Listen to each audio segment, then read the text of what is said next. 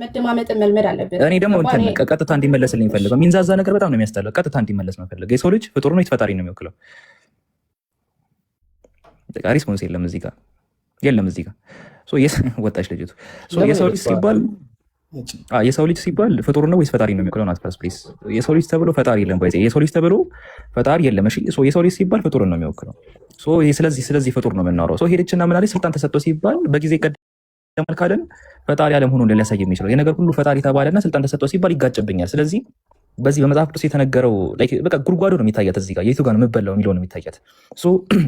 ስልጣን ተሰጠው ሲባል ስልጣን የተሰጠውን አምላክ እንትን አልልም ነው ማሰብ ማገናዘብ አልችልም። እሱ አምላክ ስለሆነ የሰው ልጅ ስለሆነ ስልጣን ተሰጠው ሲል በጊዜ መቀደሙን የማያሳየኝ አምላክ ስለሆነ ነው አለች። እንደዛ ከሆነ መለስ ስንበል መጀመሪያ ላይ የሰው ልጅ ሲባል ፍጡር ነው ወይስ ፈጣሪ ነው? ፍጡር የሆነ እንደሆነ ይሄ አካል ፍጡር የነገር ሁሉ ፈጣሪ ነው ብለሽ ታስቢያለሽ ወይ ነው? ይሄን ሁሉ ፈጥሮና ብለሽ የገለሽው አካል የሰው ልጅ ተብሏል እዚህ ጋር እና ፍጡር የነገር ሁሉ ፈጣሪ ነው ብለሽ ታስቢያለሽ ወይ ስትባይ የለሽም። የሰው ልጅ ተብሎ ፈጣሪ ያለ ካልሽ እስቲ አንድ ጥቅስ ጥቀሽ። ወጣሽ ልጅቱ። በቃ ቀጥታ መለሱ እዚህ ጋር የምትሸሹበትን ሀሳብ አትፈልጉ። በይዜ እኛ የሰው ልጅ ተብሎ አምላክ ፈጣሪ ያሳያችሁና እንትን ቀላል አድርጉትና ሪስፖንስ ስጡ። የሰው ልጅ ተብሎ አምላክ አለው ፍጡር ነው የምናውቀው። ይሄ ፍጡር የነገር ሁሉ ፈጣሪ ነው የሚባለውን አሳምሽን በዚህ ጋር ይመታል ማለት ነው። በቃ አለቀ። እሺ ቀጥሉ ሌሎቻችሁ። ወደ ቀጣይ ከማለታችን በፊት ማለት ነው ኡስታዝን ሰላም እንበልና የጠየካት ፎካል ፖይንት ነው። አንድ ነጥብ ላይ አንስተህ የሰው ልጅ የሚለው ምንን ታሳቢና ዋቢ ያደረገ ነው? ኦንቶሎጂካሊ አምላክን ነው ወይስ ሰውን ነው ጥያቄው የነበረው። እሷ ደግሞ ማርጂናል ፖይንቶችን አንስታ ሌላ ነገር ነው እያወራች ያለችው እና አይ ቲንክ ዳይሬክት ጥያቄ ይሄን አድሬስ እያደረገችልህ አይደለም ይመስለኛል። እንደዛ ነው አይደል? አልተግባባችሁም? ያ እና በጣም እንትን ደከምኩኝ። ኡስታዝ ቀጥላ ካንተ ጋር እሱ ኦንቶሎጂካሊ እሱ ነው ያለሽ። እሺ አሁን ገብተህ አህመድ ኧረ ቆይቷል ይመስለኛል ስታወሩ ነበረ። እኔ እኛው ነው የገባሁት። ጥሩ እሺ። ለምን ሰው ተባለ የሚለውን ነገር እሺ ችግር የለውም እናገራለሁ። ለምን እንደተባለ እሱ አሁን ዲፈረንት እንትን ይሆናል ማለት ነው። ኖ አይ እንደዛ አይደለም ጥያቄው። ለምን ሰው ተባለ እኮ አይደለም ጥያቄው። ሰው የሚለው የሰው ልጅ የሚለው ምንን ታሳቢና ዋቢ ያደረገ ነው? ኦንቶሎጂካሊ አምላክ ነው ወይስ ሰው ነው? ሁለተኛ የሰው ልጅ ሆኖ ስለመጣ እኮ ሰው ልጅ የተባለ እንደዛ ነው። ለምሳሌ ዮሐንስ ወንጌል ምዕራፍ 13 ቁጥር 31 እና 32 ላይ ሁለት ዲፈረንሽስ ኦንቶሎጂ ነገሮችን ያሳያል። አሁንም የሰው ልጅ ከበረ፣ አምላክ ስለ እርሱ ከበረ። አምላክ ስለ እርሱ የከበረ ከሆነ አምላክ ደግሞ እርሱን ራሱን ያከብረዋል፣ ወዲያው ያከብረዋል አለ። አምላክ ማንን ነው የሚያከብረው ይላል? ሜሮን ማንን ነው የሚያከብረው ይላል? አምላክ ማንን ነው የሚያከብረው ይላል? ድገምልኝ፣ ትንሽ ፈጠንክብኝ። አንዳንዴ ድምጽ ዮሐንስ ወንጌል ምዕራፍ 13 ቁጥር 31 እና 32 ላይ ከወጣ በኋላ ኢየሱስ እንዲህ አለ አለ። አሁንም የሰው ልጅ ከበረ፣ ያው የሰው ልጅ የሚለው ነገር ማለት ነው። ከዛ አምላክ ስለ እርሱ ከበረ፣ ያው አማርኛው እግዚአብሔር ነው የሚለው፣ ግሪከኛው ቴዎስ ነው የሚለው። አምላክ ስለ እርሱ ከከበረ የከበረ ከሆነ አምላክ ደግሞ ራሱን ያከብረዋልና አለ። አሁን ሳብጀክቱ አምላክ ነው፣ ኦብጀክቱ ደግሞ የሰው ልጅ ነው። በአምላክና በሰው ልጅ መካከል ትራንሲቲቭ ቨርብ አለ፣ ተሻጋሪ ገጽ አለ። ትራንሲቲቭ ቨርብ አለ፣ ተሻጋሪ ገጽ አለ። ስለዚህ አምላክና የሰው ልጅ የሚባለው ኦንቶሎጂካሊ ዲፈረንሺየት አድርጎ ነው ያስቀመጠው ራሱ ኢየሱስ እና ዲፈረንስ የላቸውም። አምላክና የሰው ልጅ ዲፈረንስ የላቸውም። የአህመድ ጥያቄ ይሄ ነበረ። ይሄ ፖይንቱ ማለት ነው። የሰው ልጅ ተብሎ አምላክ ወደሚለው አይሄድም። ራሱ አምላክ ነው። ከፈለሽ የአምላክ ልጅ የሚለውን ወደ አምላክ ማስጠጋት ትችላለሽ። ግን እዚህ ጋር የሰው ልጅ የሚለው ምንን ታሳቢና ዋቢ ያደረገ ነው ነው የአህመድ ጥያቄ። ጥያቄውን ሳትረጁ ወደ መልስ ስለምትሄጂ ነው አንቺ እየተቸገርሽ ያለሽው። ከዛ አንፃር ነው። አህመድ መቀጠል ትችላለህ። እሺ ያው ደከመኝ ብሏል። ግን ያው የሰው ልጅ የተባለው ሁለት ምክንያት አለ ለማለት ነው። የዳንኤል 7ን አንስቻለሁ። ሁለተኛ ነገር ደግሞ እርሱ እውነተኛ ሰው ስለሆነ የተራበ፣ የተጠማ፣ የተሰቃየ ሰዎችን ሁሉ የሚወክል ስለሆነ የሰው ልጅ አህመድ የሰው ልጅ ነው የሚለው ወይስ የሰው ልጅ የሚመስል ነው የሚለው? ከይቅርታ ጋር እሱ ራእይ ነው ያዩ ስላየ ነው የሰው ልጅ የሚመስል ያለው ራእይ ስላየ ነው። አንድ ያዥልኝ። እሺ ጥሩ። እሺ ለምንድን ነው እንደዚህ ያለው ታውቂያለሽ? እዚህ ጋር ከመጀመሪያ ሲናገር አራትም ታላላቅ አራዊት ይላል። ይታይሻል ላይ አራዊት። እነዚህ አራዊት የተባሉት ንጉሶቹ አራዊት ናቸው ማለት ነው። የሚነሱት አራዊቶች አራቱ ነገስታት ቆይ ገብቶኛል። አራቱ ነገስታት አራዊት ናቸው ማለት ነው። ሲምባሊክ ነው አራዊት የሚባለው ቀን ሲባል ሰው ሲምባሊክ ነው። በጣም ጥሩ። ስለዚህ አሁን የአራዊቶቹን ደግሞ ምን አረገ ሲናገር እንግዲህ አሁን እየተናገረ ነው።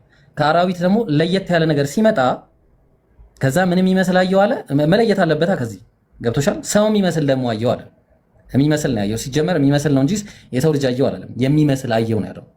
ተግባባን። ይሁንና አሁን ያንቺ ሙግት አያስኬድም። አንደኛ ምክንያቱም ኢየሱስ ነው ብለሽ ከሄድሽ ትልቅ ችግር ውስጥ ነው የምትገቢው። ምክንያቱም አይሁድ ማን ነው ሮማውያን አራተኛ መንግስት ሮም ነው። የሮም መንግስት ደግሞ ኢየሱስን አጥፍቶታል። ለኢየሱስ ነው ማለት አችን ፎልስ ምን ይሆናል? ፎልስ ፕሮፌሲ ሆኖ ቁጭ ይላል። ፎልስ ፕሮፌሲ ሆኖ ቁጭ የሚለው ተግባባ። ምክንያቱም አራተኛው የሮም መንግስት ነው። የሮም መንግስት ደግሞ ኢየሱስን ገለውታል። ተግባባ።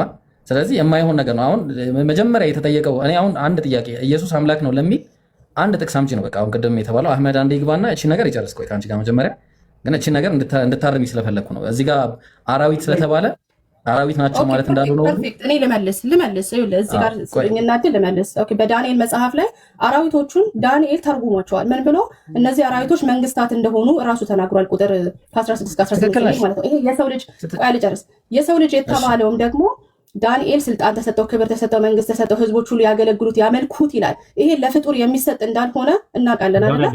ይሄን ቆይ ልጨርስ ነው አይተርጉሙ እዛው ላይ ያለች የሰው ልጅም የሚለውንም አራቱ አራዊትን እነማን እንደሆነ የተረጎመው ገብርኤል እዛው ላይ የሰው ልጅ ቢመስል የተባለው ማን እንደሆነ ትርጉሙን ተናግሯል። ኢየሱስ ራሱ ተናገረ። ማን ለራሱ ኢየሱስ ክርስቶስ በማርቆስ 14:62 ላይ መልአኩ ገብርኤል እዛው ላይ ከ15 ጀምረሽ አንብቢ፣ ትርጉሙ ይነግርሻል ማን እንደሆነ።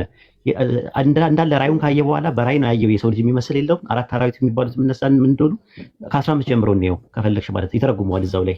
እስቲ ያው በእኔ በዳንኤል በስጋዬ ውስጥ አለ። አዩ በደንብ አዳምጪ። መንፈሴ ደነገጠ፣ የራሴ ራእይ አስቸገረኝ። በዚህ ከቆሙት ወደ አንዱ ቀርቤ ስለዚህ እውነቱን ጠየቁኝ፣ እርሱም ነገረኝ፣ የነገሩን ፍቺ አስታወቀኛል።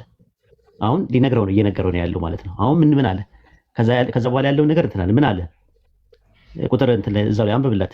17 እነዚህ አራቱ ታላላቅ አራዊቶች ከምድር የሚነሳው አራት ነገስታት ናቸው። እየተረጎመ መጣ። ያ ኦፍ ኮርስ እሺ። ከዛ ቁጥር 26 ልክ የሰው ልጅ የሚመስል የሚለውን ቁጥር 26 ላይ ተረጉመዋል። ቁጥር 26 እና 27 ላይ አንብበው። የሰው ልጅ የሚመስል የተባለው ማን እንደሆነ ይናገራል። ነገር ግን ፍርድ ይሆናል፣ እስከ ፍጻሜም ድረስ ያፈርሱትና ያጠፉት ዘንድ ግዛቱን ይወስዱታል። መንግስቱ ከዛ ቀጠለ ቁጥር 27 ላይ መንግስቱ ግዛትም ከሰማይ ሁሉ በታች ያሉ የመንግስት ታላላቅ ልዑል ቅዱሳን ህዝብ ይሰጣል። ቅዱሳን ህዝብ ይሰጣል። አይሽ የሰው ልጅ የተባለው ተሰጠ የተባለው የልዑል ቅዱሳን ህዝብ ነው ይላል። በዛ መንግስቱ ማለት የልዑል ቅዱሳን ህዝብ መንግስቱ የዘላለም መንግስት ነው። ግዛቶች ሁሉ ይገዙለታል፣ ይታዘዙለታል ይላል። ለማን ነው የሚገዙለት? ለልዑል ቅዱሳን ህዝብ ተብሎ ነው የተባለው። ተረጎመው እዛው ጋር። ከዛ በኋላ ቁጥር 28 ላይ የሚላል የነገሩ ፍጻሜ እስከዚህ ድረስ ነው ብሎ ነገረን። በቃ አለቀ። ዳንኤልን 7ን ጠቅሶ የአዲስ ኪዳን ጸሐፊ ዳንኤል 7 ላይ ያለው የሰው ልጅ የተባለው ለከሌ ነው ያለ አካል የለም፣ አታገኝም። አንድ አታገኝም። ከማቴዎስ ወንጌል እስከ ዮሐንስ ድረስ አለ አመጣለሁ። ዳንኤል 7ን ጠቅሶ ራሱ ኢየሱስ ክርስቶስ በአፉ ተናግሯል። አንቺ ዳንኤል 7ን ጠቅሶ እኮ ነው የምትይው። ዳንኤል 7ን ጠቅሶ ማርቆስ 14:62 ምን ይላል? የሰው ልጅ በኃይል ቀኝ ተቀምጦ በደመና ላይ ሲመጣ ታያላችሁ።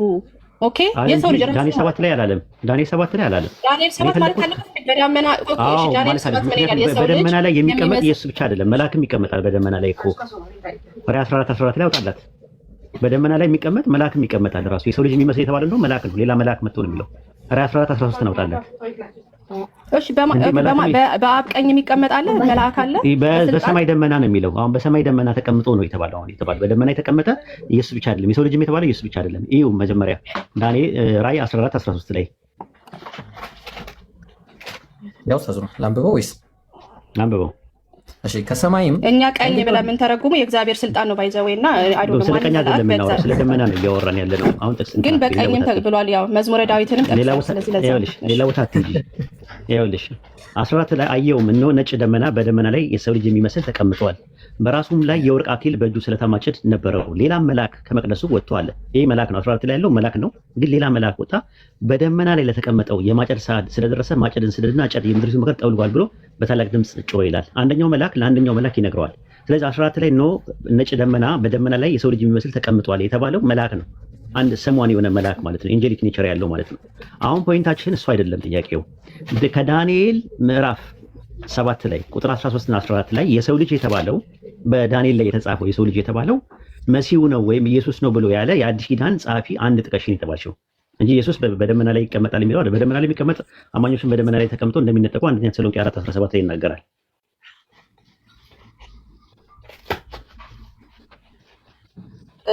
ባይዘዌ እንትና ኢየሱስ ክርስቶስ በማርቆስ ላይ እየተናገረ ያለ ሁለት ጥቅስ ነው ያወጣው። ከሁለት ጥቅስ ነው ማለት ሁለትን ነገር ነው ያስቀመጠው። ማርቆስ 14:62 ምን ይላል? የሰው ልጅ በኃይል ቀኝ ተቀምጦ ሁለት ነገር፣ አንድ በደመና ላይ ሲመጣ ታያላችሁ። ስለዚህ የሰው ልጅ በኃይል ቀኝ የሚለው የቱ ጋር እናገኘዋለን? መዝሙረ ዳዊት 110 በቀኝ ተቀመጥ እስከምሰራ ጠላቶች። ዳንኤል 7:13 ላይ ስለ ቀኝ መቀመጥ አይናገርም። አይናገርም። በቀኝ መቀመጥ ከየት እንደመጣ እኮ እያሳየው ነው። ወሂድ በቀኝ መቀመጥ አይናገርም። ዳንኤል 7:13 ላይ አይናገርም ነው የምልሽ። ስለ ደመና ነው የሚናገረው። የሰው ልጅ የሚመስል ከሰማይ ደመናት ጋር መጣ፣ በዘመናት በሸመከ ዳዊት አቀረቡት ይላል። ማንን ያቀረቡት ብለን ስንል የሰው ልጅ የሚመስል የሚለውን 26 እና 27 ላይ ትርጉሙ ይነግረናል። እዛ ላይ ማለት ነው። አንቺ እንደምታስቢው አይደለም ራሱ ማለት ነውና ከዛ አንፃር ነው ማለት ኢየሱስ ክርስቶስ በደመና እመጣለሁ እያለ ሲላቸው ስለማን ነው እያወራ ያለው? ማርቆስ 14:60 ኢየሱስ የሚያወራው ከሰማይ ወደ ምድር ስለሚመጣበት ነው። እዚህ ጋር ግን የሚመጣው ነገር የሰው ልጅ የሚመስል ከሰማይ ደመናት ጋር የመጣው ከሰማይ ወደ ምድር ሳይሆን ከምድር ወደ ሰማይ ነው። በጣም ልዩነት አለው። ራሱ የሰው ልጅ የሚመስል ከሰማይ ደመናት ጋር መጣ ይልና ወደ ማን የመጣው ሲባል በዘመናት ወደ ሸመገሉ ፊት አቀረቡት ነው የሚለው። አቅራቢዎቹ ላሉ አመጡት ነው የሚለው። እነማን ናቸው ያመጡት? በሰማይ ደመና ሲመጣ መላእክት ናቸው ይዞት ያመጡት ራሱ። ታዲያ የሰው ልጅ የተባለው ማን ነው ስንል እዛው ላይ ቁጥር 26 እና 27 ላይ ይነግረናል። የልዑል ቅዱሳን ሕዝብ ነው ብሎ ተርጉሞልናል። አንቺን እንስማ፣ መልአኩ ገብርኤልን እንስማ። አንቺ ዳንኤል ምዕራፍ 7 ቁጥር 13 ላይ ጠቅሰሽ ለኢየሱስ ነው አልሽን። መልአኩ ገብርኤል የልዑል ቅዱሳን ሕዝብ ናቸው ብሎ አለን። ማንን ነው እኛ መስማት ያለብን? ገብርኤልን ወይስ ሜሮንን? ሜሮን የእግዚአብሔር መልአክ ሆና ቁጭ አለች እንዴ? ቀጥሉ፣ እመለሳለሁ። ሳላ ወይ ኢምራን። እሺ ኡስታዙ ነው ዛክላ። እሺ ሜሪሻ ያን ያለው ነገር እሺ፣ ባጭሩ በቃ ይሄ አሁን አንቺ የምትይው ነገር የሰው ልጅ ምናምን እንዳትዪ ሁለተኛ እዚህ ላይ መጣሽ። ይሄ ኢቨን ለነብዩ መሐመድ ነው የትንቢት ማለት ነው። ይሄ አሁን አንቺ የምትይው ለነብዩ መሐመድ፣ ለኢየሱስ ከሆነ ፎልስ ፕሮፌሲ ውስጥ ነው የሚገባው። ፎልስ ፕሮፌሲ ውስጥ ምክንያቱም ኢየሱስን አራተኛው ንጉስ አራተኛው መንግስት ማን ነው የሚያጠፋው? የሮም መንግስትን እንግዲህ የሚያጠፋው ያ ድንጋይ ነው ተብሏል። ያ ድንጋይ የሚመጣው ድንጋይ ደግሞ ቀንዱ ካላጠፋው እዚህ ሮማውያን ደግሞ መጥተው ያን የሚያጠፉት ከሆነ ፎልስ ፕሮፌሲ ነው የሚሆነው። ስለዚህ ማለት ኢየሱስ አምላክ ለመሆኑ አሁንም ማስረጃ አስጭን እባክሽ፣ ማስረጃ ካለ አስጭን። ምናልባት አህመድን ስላቋረጥኩት ቅድም አህመድ መቀጠል ይችላል ኢንሻአላህ። አንድ ማድረገው ነገር ምንድነው? አሁን ይሄ የዳንኤል 7ና ማርቆስን ማለት ነው እኛ ቸርች ፋዘሮች አሉን። ሜሮን አይደለም የምትፈታው፣ ወር ደግሞ ወሂድ ሌሎችም ሰዎች አይደለም የሚፈቱት። በቤተ ክርስቲያን ንባብ መሰረት የሚፈቱ ሰዎች አሉን እኛ ማለት ነው። መፍታት የማያስፈልገውም ግን ኮሜንታሪዎች አሉን። ጀስትን ማርቆስ ቆይ 180 ላይ ምንድን ያለው? እሺ ልጨርስ አንዴ 10 ጀስትን ማርከር ምን ይላል? ዳንኤል 7:13 የሰው ልጅ በደመና ይመጣል የሚለውን ኢየሱስ ክርስቶስ ተርጉሞታል። በቀኛ ቸርች ፋዘሮችን ደግሞ መቼስ ከኛ ኦኬ ያንተ ነው ሰው ታዲያ ኢብራሂም ወይስ ቸርች ፋዘሮችን እኮ የኔን ሳይሆን እውነታውን እንስማ። አሁን እዚህ ጋር የተባለው እውነታውን ነው የምንሰማው። ሂስቶሪካሊ ለሙሐመድ ነው ካልክ ደግሞ ማለት ነው እሺ ፐርፌክት። ለሙሐመድ ካልክ ደግሞ ማለት ነው መንግስቱ ለዘላለማዊ ነው ይላል። የነብዩ መሐመድ መንግስት ዘላለማዊ ነው። ዘላለም የሚለው እኮ ለነገርሽ እኮ ዘላለም የሚለው የዕብራይስጥ ቃል ለአላፊ ጊዜ አይውልም ይውላል። ሜሮን ለምሳሌ ሰለሞን ለዘላለም ነው ተብሏል መንግስቱ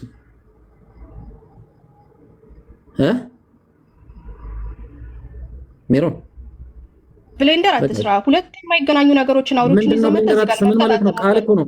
መንግስቱ ዘላለማዊ ነው አለ። መንግስታቸው ዘላለማዊ ነበር ወይስ ደግሞ በ20 በ30 ዓመት ውስጥ ያለቀ ነው ወይ ነው? መንግስት እየነገርኩሽ እኮ ነው። እሱ ነው እየነገርኩሽ ያለው። ዘላለም የሚለው የዕብራይስጥ ቃል ግዴታ ዘላለም ለሚል ብቻ ነው የሚመጣው። ለዛ ነው ንገረኝ። ኧረ ሌትስ ቢ ኦነስት። ኧረ በእግዚአብሔር ይዣችሁ እንዴ ሌትስ ቢ ኦነስት አይደለም። ቆይ እኔው አንድ ጊዜ መጀመሪያ አንዴ ዘላለም ላይ ከመምጣታችን በፊት እኔው እስቲ መጀመሪያ ክራይስት ኪንግደም ነበር አይደለ? ሜሪ ክራይስት ኪንግደም ነበር መጀመሪያ። ከዛ በኋላ ዲቪዥን ኦፍ ሮም መቼ ነው የተካሄደው? 395 ኤዲ ላይ ነው አይደለ? ኢስት እና ዌስት ተብሎ የተከፈለው ነው። በጣም ጥሩ ነው። ደግሞ ዳርካዋል ሮሞችን ቆይ ያንተ ሐሳብ ነው ኮንከር ስላደረጉ ሮሞችን ሙስሊሞች ችግር የለውም። አንቺ ነሽ ልትነግረኝ ታይ ኮንከር ምናምን ነው ታዩ። አንድ ጊዜ አንቺ ትመጫለሽ። ይሄ ዲቪዥን ዳንኤል 2 ላይ ተቀምጧል አልተቀመጠም? መልስ መልሽልኝ። እሺ አሁን ዲቪዥን ሮም ላይ ከመግባታችን በፊት በእግዚአብሔር ይዣለሁ ለነብዩ መሐመድ ነው ብለህ ካመጣ ዲቤት እናርግና አንቺ ትያለሽ እኔ አይደለም አንቺ ትያለሽ። አሁን እኔ ጥያቄ ጠይቅሻለሁ ከዛ በኋላ አንቺ ትመልሽ። ኦብጀክሽንሽን አንቺ ጠይቂያለሽ። እንደ ሰው ልጅ የሚመስል በሰማይ መጣዋል። እሺ ቆይ ከሰማይ መጣዋል። ከሰማይ ማለት ከባህር ነው። ወደ ሮም ከመግባታችን በፊት ማለት ነው። እንስሶቹ ከባህር ነው የወጡት። እንስሶቹ ከባህር ነው። ዳንኤል እሺ ዳንኤል 7 ላይ ቆይ እነዛ ንጉሶች ከባህር ነው የወጡት። ንጉሶቹ ከባህር ነው የወጡት ወይ ንገረኝ። ፊገራቲቭ ነው እንዴ? ምን ሆነሽ ነው እንዴ? እሺ ኡስታዝ ልታወራ ነበር። ኡስታዙና አፎን በኋላ እንትን ቦታ አደረገችኝ። ቀጥል ኡስታዙና አፎን።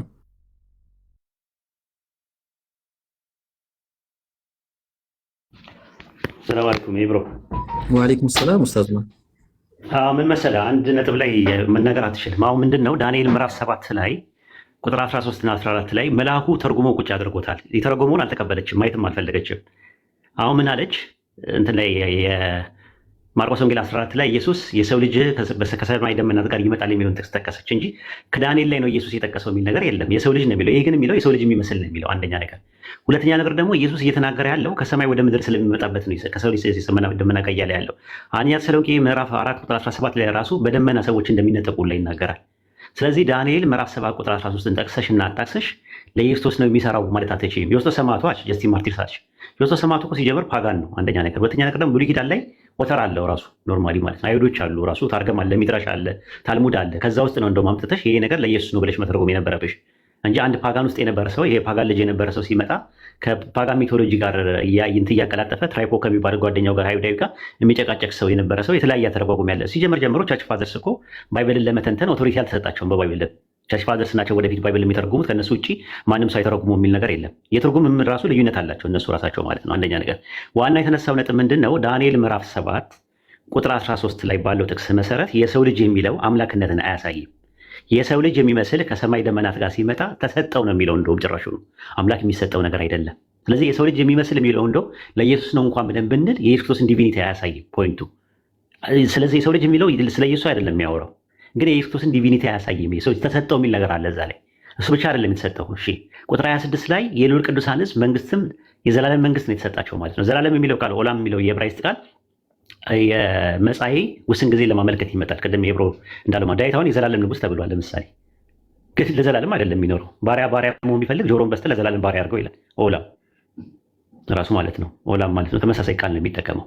ስለዚህ አንቺ ያመጣችው ጥቅስ ላይ አይሆንም። ራሱ ዘላለም የሚለውን ቃል መጠቀሙ አለመጠቀሙ አይደለም ፖይንቱ። ምንድነው አንድ ነገር ፎካል ፖይንት ሲነሳ ቶሎ ብለሽ ማርጂናል ፖይንት አነሽ እና ወደ ሌላ ነገር ዳይቨርት አድርጊያለሽ። አሁን ለምሳሌ የሰው ልጅ የሚመስል ከሰማይ ደመናት ጋር መጣ የሚለውን አመጣሽን ልክ እሱን ስሞግተሽ ራዕይ 14 ሲሞግተሽ በአብ ቀኝ የተቀመጠ አለ አልሽ። ዳንኤል 7:14 ላይ ስለ በአብ ቀኝ ይናገራል አይናገርም? ለምን አመጣሽው? መዝሙረ ዳዊት 110 ሁለቱን ነው ያጣቀሰው። ለራሱ ነው የሰጠው። ዳንኤል 7 ላይ የለም። ተመልከሺ ዳንኤል 7 ላይ የለም። መዝሙረ ዳዊት ምዕራፍ 110 ቁጥር 1 ላይ የያህዌ ጌታዬን ጠላቶች የእግር መሬት ያስቀረስ በቀኝ የተቀመጠ አለው የሚለውን ኢየሱስ ለራሱ ተጠቅሞበታል። የቱ ጋር ብለን ጠቅሶ ነው የጠቀሰው? ማርቆስ 12:36 ላይ ጠቅሶታል። ለምን በደመና ይመጣል የሰው ልጅ ብሎ ለራሱ አፕላይ ያደረገው? ፈርስት ኦፍ ኦል ይሄንን ሲናገር ስለምን ይሄንን አላለም? መጀመሪያ ሲናገር እኮ ስለ ጀጅመንት ላይ እያወራሁ ነው። ስለ ጀጅመንት ላይ አሁን ፖይንቱ አይደለም። ፖይንቱ የሰው ልጅ ከሰማይ ደመናት ጋር ስለመምጣት ከሰማይ ወደ ምድር ስለመምጣት ነው ማርቆስ 14 ላይ የተናገረ ያለው። ዳንኤል 3:14 ላይ ግን የሰው ልጅ የሚመስል ከሰማይ ደመናት ጋር የመጣው በዘመናት ወደሸመገለው ነው። በጣም ልዩነት አለው። አንደኛ ነገር። ሁለተኛ ነገር ደግሞ ዳንኤል 7:13 ላይ ያለውን ጥቅስ ኢየሱስ ጠቅሶ ለእኔ ነው የሚገባኝ ብሎ ያለም የለም። ከሐዋርያትም መካከል ዳንኤል 7:13 ጠቅሰው እናጣቅሰው ይሄ ነገር ለመሲሁ ነው የሚጠቅሰው ይጠቅሳሉ እኮ ጥቅስ እኮ ይጠቅሳሉ። ብዙ ጊዜ ሲጠቅሱ ግን አንድም ቦታ ላይ ይሄ ጥቅስ ለእኛ ይገባናል ለእኛ ነው የሚገባው ብለው የጠቀሱ ሰዎች የሉ። አንቺ የምታመጪው ከቸርች ፋዘርስ ነው። ቸርች ፋዘርስ ራዕይ ዮሐንስ 12 ላይ ያለችዋ ሴት ለማርያም ናት ብለዋል። ቸርች ፋዘሮችን አምጥተው ማለት የኛ እንትኖችን አንቺ ትቀበያለሽ። ቸርች ፋዘርስ የሚሉትን ትቀበያለሽ ትቀበያለሽ። ራዕይ 12 ላይ ያለችው በሰማይ የታየችው ሴት ማርያም ናት ይላሉ። ለምሳሌ ራዕይ 12 ላይ ያለችው ሴት አንቺ እሱን ትቀበያለሽ ማርያም ናት ብለሽ? በእግዚአብሔር ቃል ተመዝነው ይሄንን መጽሐፍ ቅዱስ የሚተረጉሙት ኦር ደግሞ የሚያብራሩ ሰዎች እንዳሉ አምናለሁ። ምክንያቱም እግዚአብሔር ማለት ነው በመጽሐፍ ቅዱስ አስተማሪዎችን አስቀምጧል። ላይ ቸርች ፋዘርስ በሰማይ የታየችው ሴት ማርያም ናት ብለው ነው የሚተረጉሙት። ይሄን ትቀበያለሽ አንቺ እንደ ፕሮቴስታንት ሰማይ ላይ ያደርጋለች ብለሽ? በእግዚአብሔር ቃል ይመዘናሉ አልኩ። ወሂድ ግን ያልኩ ምን ይመዘናሉ? ተመልከቺ ለአንቺ ሲሆን ይመዘናሉ። አስተማሪዎችን አስቀምጧል ብሏል። ሰው ሁሉ ቃሉን ራሱ መተርጎም ከቻለ ለምን አስተማሪዎች ጀስቲን ማርቲርስ ቢመጣል ክንዳንቺ ነው የምንጠይቀው። እንደዚህ አንተን አፕል ያደረከው አንቺ ለኢየሱስ ስትይ አንቺን እንደሞገት ነው። ጀስቲን ማርቲርስ ቢኖር በአምላክ ቃል መዘነዋለሁ አንቺ ልክ መዘናቸዋለሁ እንዳልሽው ማለት ነው። ተመልከቺ። ስለዚህ ዳንኤል ምዕራፍ 7 ቁጥር 13 እና 14 ላይ እሺ ጥሩ። የእናንተ ቃል ግን ምንድን ነው? ሀዲሶች ሙፈሲሮቹ ሙፈሲሮቹ እኮ አጥንተው ነው እኮ። አንቺም እኮ ሙፈሲር መሆን ትችያለሽ ካጠናሽ ማለት ነው። ካጠናሽ ሙፈሲር እኮ ማለት እኮ ኮሜንታተር ነው። ለምሳሌ የእኛ ችግሩ ምንድን ነው? ኦቶሪቲሺፕ አለ። ሊቃውንት ረሱል ሰለላሁ ዐለይሂ ወሰለም ብለዋል። ነቢያት ከረሱል ሰለላሁ ዐለይሂ ወሰለም በኋላ ስለማይመጡ በነቢያት ፋንታ ሊቃውንት አሉ ብሎ ነው ያስቀመጡት። የነቢያት ወራሾች ናቸው ብለው አስቀምጠዋል ራሳቸው ረሱል ሰለላሁ ዐለይሂ ወሰለም። በእናንተ አስተምሮት ግን ባይብል ላይ ሊቃውንት ወደፊት የሚመጡ ሊቃውንት የባይብልን ኢንተርፕሬት እንዲያደርጉ ኦቶሪቲሽፕ አልሰጣቸውም። የለም ከዘፍጥረት እስከ ራዕየ ዮሐንስ ድረስ አታገኝም። አይሁዶችም የራሳቸው ኢንተርፕሬተር አላቸው፣ እናንተም አላችሁ። ለእናንተ ምን ጥቅስ ላይ አንድ ጥቅስ አምጪ። እሺ አመጣለሁኝ። ቤሲክሊ አምጪ አንድ ጥቅስ አምጪና የቸርች ፋዘርስ የሚባሉ ሰዎች የባይብልን የመተርጎም ስልጣን ያላቸው እነሱ ናቸው፣ ከዛ ውጭ ሌላ የለም የሚል ማስረጃ አንድ ጥቅስ አታመጪ። ከዘፍጥረት እስከ ራዕየ ዮሐንስ ድረስ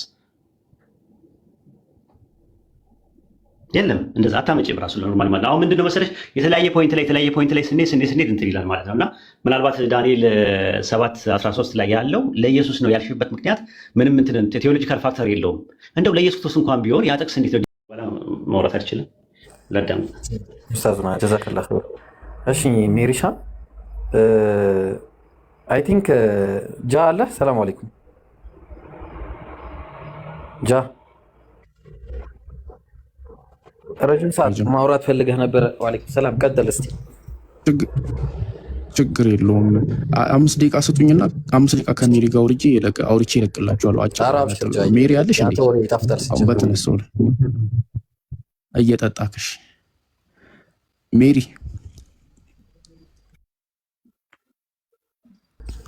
ትላንትና እግዚአብሔር ምንድነው ሚስጠይቃት አልመልስም ማለች። ለምን እንደሆነ ትላንትና እያወራን ነበርና እግዚአብሔር ምንድነው ስላት አምላክ ነው ማለት ከበዳት። ለምን እንደሆነ እንጂ እና ከቻልሽ ሜሪ ተመለሽ።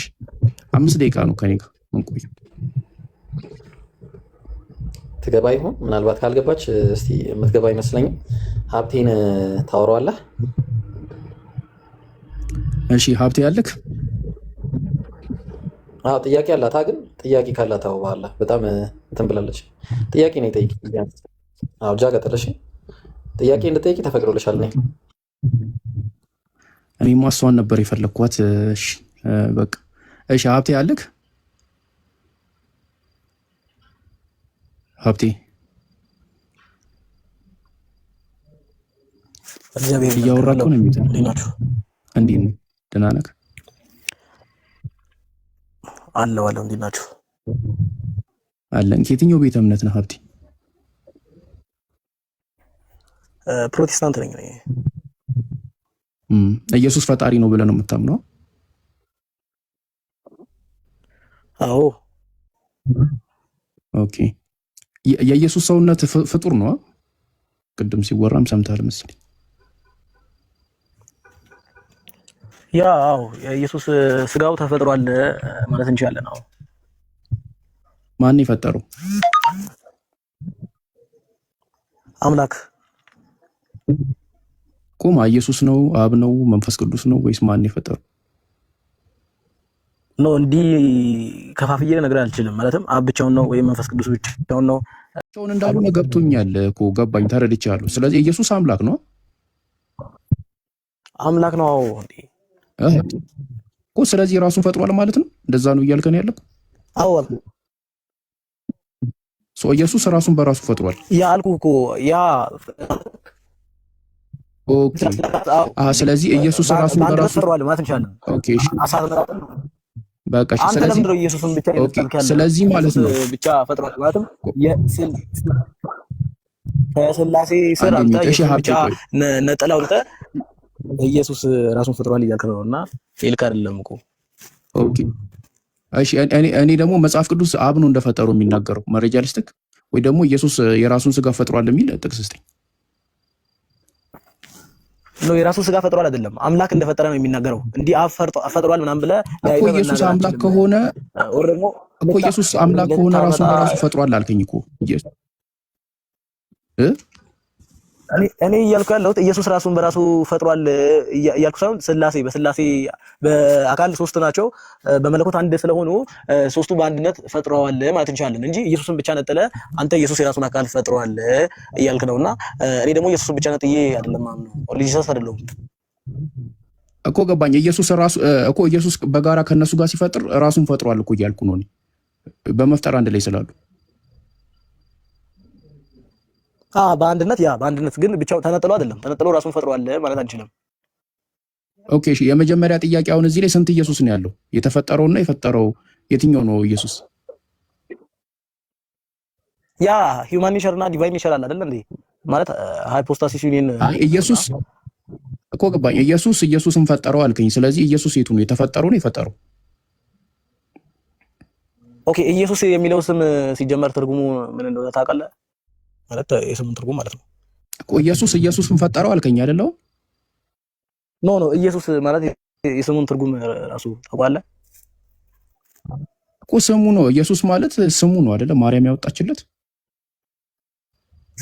ያ አይደለ? ግን ትርጉሙ ምንድነው ነው እያልኩ ያለሁት እኮ እኔ ትርጉሙ ምን ይሰራልኝ? እኔ የጠየቅኩህ የኢየሱስን ስጋ ማን የፈጠረው ስልክ ኢየሱስን የፈጠርከው አልከኝ፣ ከነሱ ጋር አንድ ላይ ሆኖ። ስለዚህ ኢየሱስ ራሱን ፈጥሯል ስልክ አዎ ኢየሱስ ራሱን ፈጥሯል አልከኝ። ስለዚህ ኢየሱስ ስንት ኢየሱስ ነው ያለው? የፈጠረው ኢየሱስ ነው የተፈጠረው ኢየሱስ ወይስ ሁለት ኢየሱስ ነው ያለው? አዎ እኮ ያን መልስልህ እኮ ነው። ኢየሱስ ማለት የስሙ ትርጉም ራሱ ምንድነው የሚለው መልስልኝ እያልኩ እኮ ነው። እኔ ስም ትርጉም ሳይሆን ኢየሱስን ፈጠረ የሚለው ድረስ ተስማማን። ስለዚህ ኢየሱስ የተባለው የፈጠረው ነው ወይስ የተፈጠረው ነው? የትኛው ነው ኢየሱስ? ወይስ ሁለት ኢየሱስ ነው ያለው? ኖ ነገርኩህ እኮ ትርጉሙን ንገረኝና አመልስላለሁ እያልኩህ እኮ ነው። የስሙ ትርጉም ኢየሱስ ሲባል ምን ማለት ነው? ትርጉሙ ምን ይሰራልኛል? የምታውቀው ከሆነ ንገረኝ። አላውቀውም። ኦኬ እንደዛ ከሆነ እኔ ልንገርህ ከስሙ እንኳን ስንጀምር የት ሄደ ደግሞ? እሺ ወርዶ ነው። ወርዶ ነው። ማንም አላወረደውም። ዲስኮኔክትድ ነው ያለው። ኢየሱስ ይሆናል ያወረደው። እሺ ምን እሺ ነው? እኔ እኮ ግራ ገባኝ። አሁን ምንም እኮ የማይጠቅም ነገር እኮ ነው ያነሳው። አሁን ኢየሱስ ትርጉም ቢኖረው ኖሮ እኮ እንትና የነቢው ኢየሱስም ያው ነው። ምንም አዲስ ነገር አይኖርም። እኔ እኮ ምን አይነት ኧረ ተው የውይይት አካሄደው ጋይስ እንዴ! አዲስ ነገር አይኖርም። እኔ እኮ ምን አይነት እዛ ዙሪያ ላይ ነን ወይ? ደግሞ ጥያቄ ካለው አስተናግደው። ጥያቄ ሰውን ጠይቀዋለሁ። ጥያቄ መስፍን አለ? እንዴት ነህ? ሰላም ነው? ኦኬ የአሁኑን ጥያቄ ነው የምጠይቅህና የኢየሱስን ስጋ የፈጠረው ማን ነው ብለህ ነው የምታምነው? ከስር ያው ፖስቼ ነበረ የሆነን ሀሳብ አይተሃል? ዕብራውያን ምዕራፍ 10:15 ላይ ምናልባት ተፖስተውን አይተህ ከሆነ ንገረን። እሱን ከማርያም ከላይ ንገረን። ስጋን እንደነሳ ይናገራል። ኢየሱስን ስጋ ማን የሰራው? ከማርያም ስጋ ነስቷል። ያው እግዚአብሔር ነው የፈጠረው፣ ፈጣሪ ነው የፈጠረው፣ አምላክ ማለት። የትኛው? አብ ነው አይደል የፈጠረው? አንድ አምላክ እኮ ነው ያለው። አብ ነው የፈጠረው። ስለዚህ የትኛው ነው አይባልም። አንድ ሴንስ ነው የፈጠረው። የኢየሱስን ስጋ ኢየሱስ አለ፣ ወልድ አለ፣ መንፈስ ቅዱስ አብ አለ። ስለዚህ ለብቻ ለይተህ መናገር አትችልም። ኢየሱስ የራሱን ስጋ መፍጠር ውስጥ አለበት እንትኑ ድርሻ እንዴት ትሰጣለህ? አንድ ሴንስ ነው ያለው አልኩህ እኮ። አንድ ሴንስ ነው በነቸሩ ካየህ አንድ አምላክ ነው ያለው። ያ አምላክ ፈጥሮታል። ኢየሱስ እዛ ሴንስ ውስጥ አለበት በደንብ እንጂ። አምላክ እኮ አብ ወልድ መንፈስ ቅዱስ ብለን አይደለም እንጠራ። ኢየሱስ እዛ ሴንስ ውስጥ አለበት ነው። ስለዚህ የመፍጠር ድርሻ አክሲዮን አለው አይደል? እዛ ውስጥ አገላለጽ አሪፍ ነው። አክሲዮን አይደለም። አሁን እዚህ ጋር እኮ ድርሻ አለው የለውም? ኢየሱስ ራሱ መፍጠር ውስጥ አንድ መለኮት አለ ተብለህ እንዴት ነው? አንድ መለኮት እኮ ነው። አንተ እኮ ኢየሱስ እዛ መለኮት ውስጥ እኮ 1/3 ነው አይደል? ይሄ አንተ አገላለጽ ነው። ማንም እንዳትገለጽ። አይ ኢየሱስ ኤሴንስ ውስጥ አለበት አልክ። ከሶስት ውስጥ ስንት ሴንስ አለ? አንድ ሴንስ አኮርዲንግ ቱ ዩር ቢሊፍ ኖት አኮርዲንግ አንተ እንደምታምነው ከሆነ አንተ እንደምታምነው እኮ አንድ ሴንስ አለ። ከዛ የአንድ ሴንስ ሼር የሚያደርጉ 3 አካላት አሉ አይደለ? በትክክል አንድ የኢየሱስን ስጋ መፍጠር ላይ የራሳቸው ድርሻ አላቸው ወይስ አንዱ ፐርሰን ነው? የዛ ኤሰንስ ተካፋይ የሆነው አንዱ ፐርሰን ነው ወይስ ደግሞ የዛ ኤሰንስ ተካፋይ የሆኑ ሶስቱም ፐርሰኖች ፈጥረዋል? ኦኬ አምላክ አንድ ነው።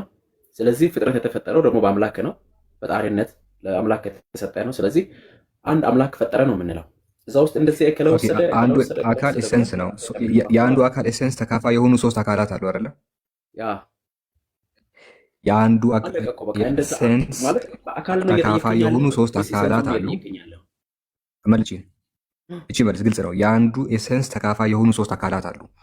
እነዚህ ሶስቱም የኢየሱስን ስጋ የመፍጠር ላይ ድርሻ አላቸው ወይስ ከሶስቱ ውስጥ አንዱ ብቻ ነው ድርሻ አለው? አንድ መለኮት ነው አልኩህ እኮ። አንድ መለኮት ያን አንድ መለኮት ሼር የሚያደርጉ ሶስት አካላት አሉ አይደለ? ሶስት አካላት አሉ። ታዲያ ምን ሌላ ምን ፈለግ? እዚህ ጋር ያዝልኝ። እነዚህ ሶስት አካላት ኢየሱስን መፍጠር ላይ የራሳቸው ድርሻ አላቸው ወይስ ከሶስቱ ውስጥ አንዱ ብቻ ነው ድርሻ ያለው? ሁሉም ድርሻ አለው፣ በአካል ደረጃ ከመጣ ማለት ነው። ኢየሱስን ገባ? አሁን ኢየሱስን እየፈጠረው ነው። ኢየሱስ እኮ ኢየሱስ የተባለው ስም አንተ ኢየሱስን ሁለት ኢየሱሶች። እሺ ጥሩ እኮ ነው፣ አሪፍ እኮ ነው። ተረጋጋ። ኢየሱስ እኮ በማርያም ተረግዘው ነው የተወለደው። እንደምን ሆነ? ኢየሱስ ክርስቶስ አምላክ እንደሆነ ቃል እንደነበረ ታውቃለህ። ዮሐንስ ወንጌል ምዕራፍ 1 ቁጥር 1-2 ካነበብክ እሱ ሌላ ርዕስ ነው። ሌላ ርዕስ ነው። እንዴት ሌላ ርዕስ ይሆናል? ለአንተ ሲሆን ኢየሱስን አንተ ከመጽሐፍ ቅዱስ ነው እንትን አይደለማ። እሱ ባልጠየቁት ያላሳከከኝ ቦታ እያከክልኝ ከሆነ ያልጠየቁም እዛ ቦታ ላይ ያልበላኝም ቦታ ነው የምታክልኝ። አንተን የሚያሳክከኝ ቦታ ብቻ እንዳክት በቀደድክበት በወይ እንድፈሳ ሌላ ቦታ ለምን እንትን ታደርገኛለህ? አልፈልግማ። ሌላ ቦታ ጀርባዬን በልቶኛል ስለ እግሬን የምታክልኝ ከሆነ ያልጠየቅኩም። ዝም ብለህ የቧጨርክኝ ነው የሚሆነው። እኔ ስለ ኢየሱስ ቃልነት ሳይሆን የጠየቅኩ ኢየሱስን መፍጠሩ ላይ ነበረ። ኢየሱስን ፈጥሮታል። ስለዚህ ሁለት ኢየሱሶች ጋር ተቀምጠዋል እና የትኛው ነው መቧጨር ካለብህ መቧጨር አለብህ። አንተ አሁን የሚያሳክክህን ቦታ ብቻ እንዲያክልህ ካረክ ማለት መልሱ ራሱ አንተ ጋር አለ ማለት ነው። አሁን ምኑ መለስኩልህ ታዲያ? እኔ ያልጠየኩት የምትመልስ ከሆነ አልፈልግማ። ሌላ ቦታ ከምለው ውጭ እየሄድክ ከየትም እያመጣህ እንደምትፈልገው እንድመልስ። ሁለተኛ ጥያቄ መልስ አይደኛል። እኔ ያልጠየኩትን እንድትመልስ አልፈልግም። መማር ስለፈለግኩ አንዴ መስፍን አትረብሽ፣ ከይቅርታ ጋር እባክህ፣ ከይቅርታ ጋር አትረብሽ። የፈለግኩትን ቦታ ነው እንድትመልስ የምፈልገው እንጂ እኔ ስለ ካልሲ እያወራው አንተ ሄደህ ስለ ጓንት አታውራ። ለማንኛውም ሁለተኛ ጥያቄ ከዚሁ ጋር በተገናኘ ነው እና የምታመልከው አንዱ አምላክ ኢየሱስ ክርስቶስ ይሄ ስጋ የለበሰው ማለት ነው፣ ዲቫይን ኔቸር ያለው። እሺ በደንብ ስማ። ኢየሱስን መፍጠር ላይ አክሲዮን አለው፣ ቅድም ብለኸዋል። አሁን እዚህ ጋር የምጠይቀህ ዲቫይን ኔቸር ያለው ዲቫይን ኔቸሩ ይሄ መለኮታዊ ሴንስን ያደርጋል የምትለው ያ በፈጣሪነት ስራው ላይ የተሳተፈው ነው ወይስ በፍጡር እየተፈጠረ ያለው ነው? ከመለኮት ጋር ሼር እያደረገ ያለው? ችን ብቻ መልስልኝ። ግልጽ አድርገው እስኪ ድገመው። ጥያቄ ትንሽ ውስብስብ ነው አደረከው። አንድ ሴንስ አለ፣ ሶስት አካላት አሉ። ከሶስቱ አካላት መካከል አንዱ ኢየሱስ የኢየሱስን ስጋ በመፍጠር ላይ የራሱ ድርሻ አለው ብለሃል አይደለ? እኔ ድርሻ አሁን ብዬ አላልኩም። አንድ ሴንስ ነው ያልኩህ። ፈጥሯል አልክ። ስለ አካል ስለሆነ የምናወራው ከሶስቱ አካላት መካከል አንዱ የሆነው ኢየሱስን በመፍጠር ላይ የራሱ የሆነ እንትን አለው አልክ። በቃ ፈጥሮታል አልክ። በደንብ ግልጽ ላድርግልህ እዚህ ጋር ኢየሱስን በመፍጠር ላይ አትበል። ኢየሱስ ክርስቶስ እዚህ ምድር ላይ መጥቶ ተፈጥሮ አይደለም። በማርያም ማፀን ተጸነሰ፣ ከማርያም ግን ስጋን ነሳ ማለት ነው። አየኸው? የነሳው ስጋ ፍጡር ፈጣሪ፣ ያ ከማርያም የነሳው ሰውነት የነሳው ስጋ ፈጣሪ ቀድሞ የተፈጠረ ኢየሱስ ራሱ የፈጠረው ማለት ነው። ለዚህ ነው ስልህ እየው በዚህ ዕብራውያን ምዕራፍ 10 ቁጥር 5 ላይ ምን ይላል? ስለዚህም ወደ ዓለም ሲገባ ይላል። ፕሊዝ በእናትህ ታዲያ አልፈቀድክልኝም እኮ ከስር ታወራለህ። ያ ከማርያም የተነሳው ስጋ ፍጡር ነው አይደለ? ያዝልኝ። እሱን ስጋ የፈጠረው ራሱ ኢየሱስ ነው። አዎን በሚገባ። ጥሩ። መለኮት የተዋሃደው እየፈጠረ ያለውን ነው ወይስ ይሄ የተፈጠረውን ነው? የተፈጠረውን ሲጋ ነሳ አይደለ? አሁን ሲጋ ነሳ ስልን ሊገባሃል ብዬ አስባለሁ። መለኮት የተዋሃደው የፈጠረውን ነው ወይስ በማህፀን የተፈጠረውን ነው የተዋሃደው? ከማርያም አይደለም ሲጋ ያነሳው? ከማርያም ይኸው መለኮት የተዋሃደው የትኛው ነው? እዚህ ጋር ቆመዋለሁ። መለኮት የተዋሃደው እየፈጠረ ያለው ነው ወይስ ደግሞ መለኮት የተዋሃደው የትኛው ነው? የተፈጠረው ነው ወይስ እየፈጠረ ያለውን? መለኮት እኮ ዘላለማዊ ነው። አሁን ገብቶ ነው አይደል እንደዛ የምትሆነው? የትኛው ነው የተዋሃደው? የተፈጠረውን አልኩ እኮ። አሁን ማርያምን እንደፈጠረ ተማምነናል። ኢየሱስ ክርስቶስ ፈጣሪ እንደሆነ ተማምነናል።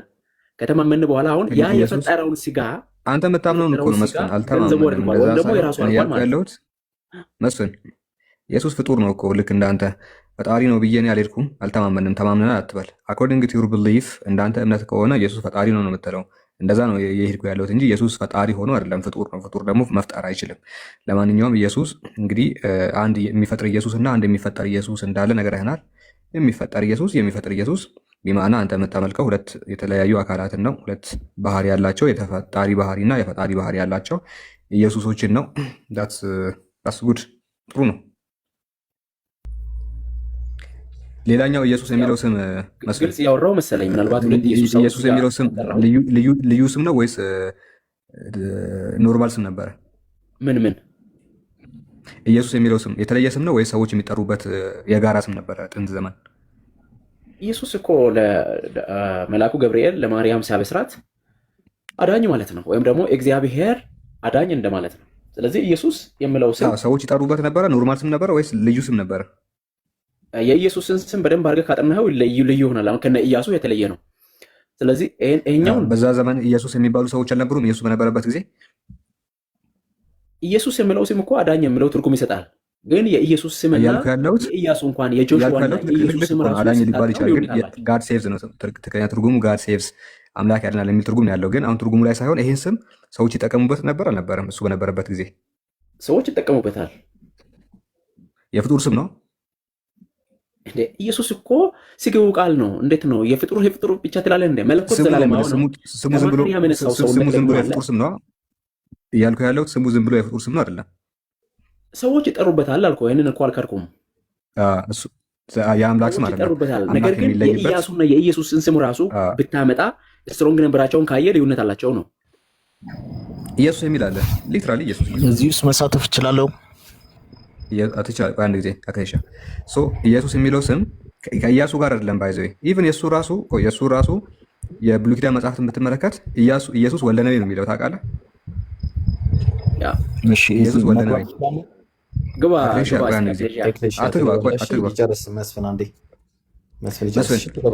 ኢየሱስ በታሰረ ጊዜ ስለ ኢያሱ ሳይሆን የማወራው ኢየሱስ የሚለውን ስም ራሱ ሰዎች ይጠቀሙበት ነበረ። መጽሐፍ ቅዱስ ላይ ማቴዎስ ወንጌል ላይ ሌሎች ሰዎች አሉ ኢየሱስ ተብሎ የሚጠሩ። ምን ትላለህ? ኢየሱስን እኮ ነግሬሃለሁ እኔ። ኢየሱስ የሚለው በትንቢት ቀጥታ መልአኩ ገብርኤል ለማርያም ያበሰራት ስሙንም ኢየሱስ ይዋል፣ እሱም ህዝቡን ከኃጢአታቸው ያድናቸዋል ብሎ ያለው ይህንን ኢየሱስና ሌሎች አንተ አሁን ኢየሱስ ያሉት ከኢየሱስ ወስደው ምናልባት ሊሰየሙት ይችላሉ።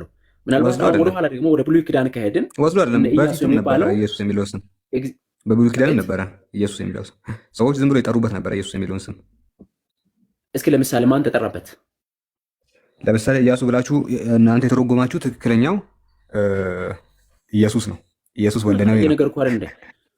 ስትሮንግ ነበሩ አንድ አይነት ነው። አንተ ዝም ብለህ ኢየሱስም ልዩነት አላቸው። ስትሮንግ ነበሩ አንድ አይነት ነው። ልዩነት አላቸው።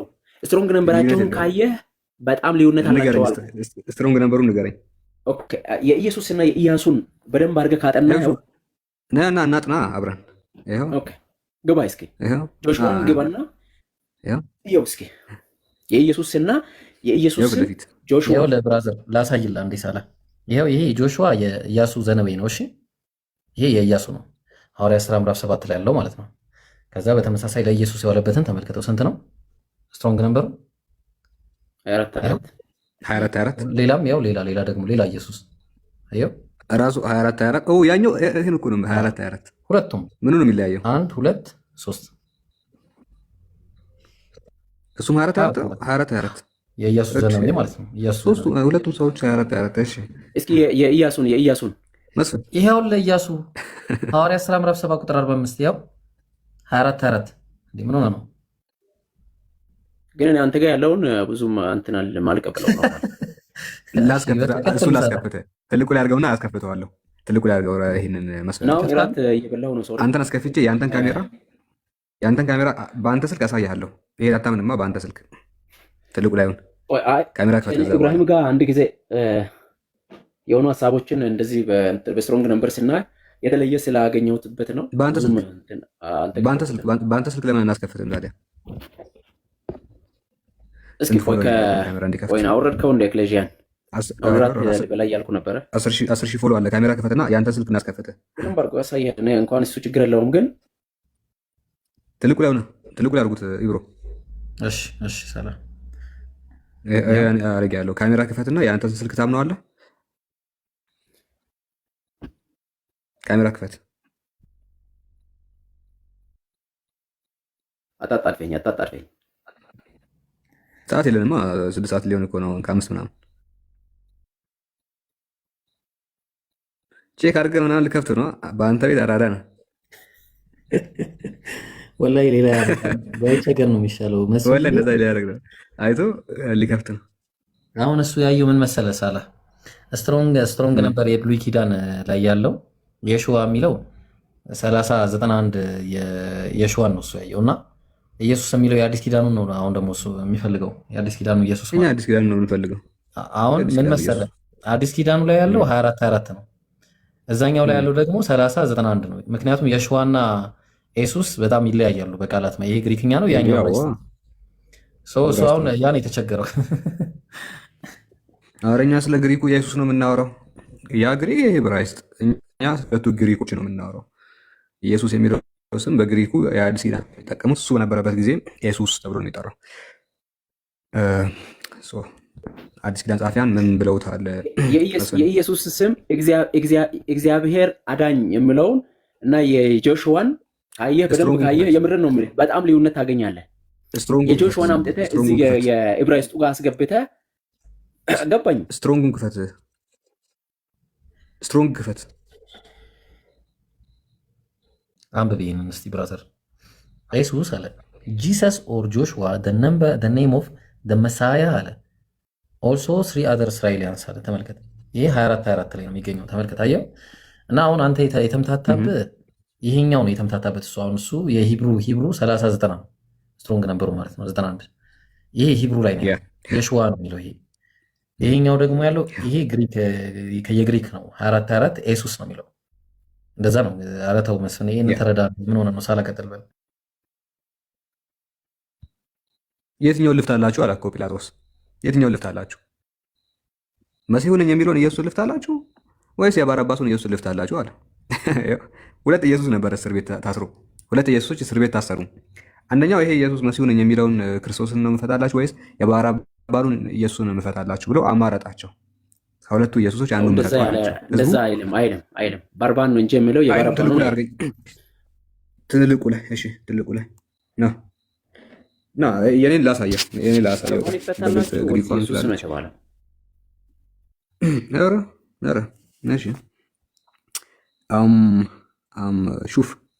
ሹፍ ብራዘር ጲላጦስ ነውና የትኛው ልፍት አላችሁ ይላቸዋል።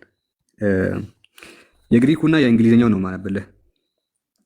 የማቴዎስ ወንጌል ምዕራፍ 26 ቁጥር 17 ጀምሮ የማቴዎስ ወንጌል ምዕራፍ 27 ከቁጥር